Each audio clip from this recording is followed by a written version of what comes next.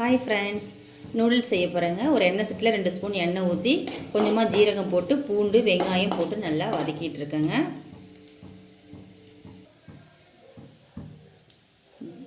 வெங்காயம் பூண்டு வதங்கினதுக்கப்புறம் தக்காளி போட்டு நல்லா வதக்கிக்கிறேங்க. வெங்காயம் தக்காளி வதங்கக்குள்ளேங்க சோம்பு நுணுக்கி வச்சு சோம்பு கொஞ்சம் போட்டுக்கிறேங்க. வெங்காயம் தக்காளி பூண்டு எல்லாம் வதங்கிடுச்சுங்க. இப்போ நான் ஒரு டம்ளர் தண்ணி ஊற்றிக்கிறேன்.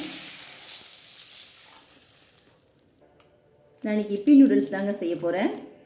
தண்ணி கொதித்து வரக்குள்ளே அதில் கொடுத்துருக்குற மசாலா பவுடியை நம்ம தூவிக்கலாங்க. இப்போ நல்லா தண்ணி கொதித்து வருதுங்க. நம்ம ஒரு லேயர் தான் போட போகிறேன், அதனால தான் ஒரு டம்ளர் தண்ணி ஊற்றினேன். மீதி இருக்கிற எல்லாத்தையுமே அதில் போட்டுட்டு நல்லா முன்னாடி பின்னாடி நல்லா பரட்டி விட்டு நல்லா பாயில் பண்ணுங்க. நல்லா இதை உடச்சி விட்டு நல்லா கிண்டி விட்டுணுங்க. கிண்டி விட்டு சிம்மில் அடுப்பு வந்து சிம்மில் வச்சுட்டு நல்லா மூடி போட்டு வச்சுட்டு அதுக்கப்புறம் பார்க்கலாங்க.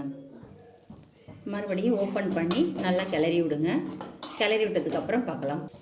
5 மினிட்ஸ் சிம்மில் வச்சு நல்லா கிளறி விட்டுக்கிட்டே இருந்தோம்னா நல்ல சுவையான ஆவி பறக்க இப்பி நூடுல்ஸ் ரெடி.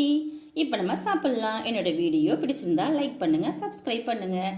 நிறைய பேர் பார்க்குறீங்க, சப்ஸ்கிரைப் பண்ண மாட்டேன்றீங்க. சப்ஸ்கிரைப் பண்ணுங்கள். தேங்க்யூ.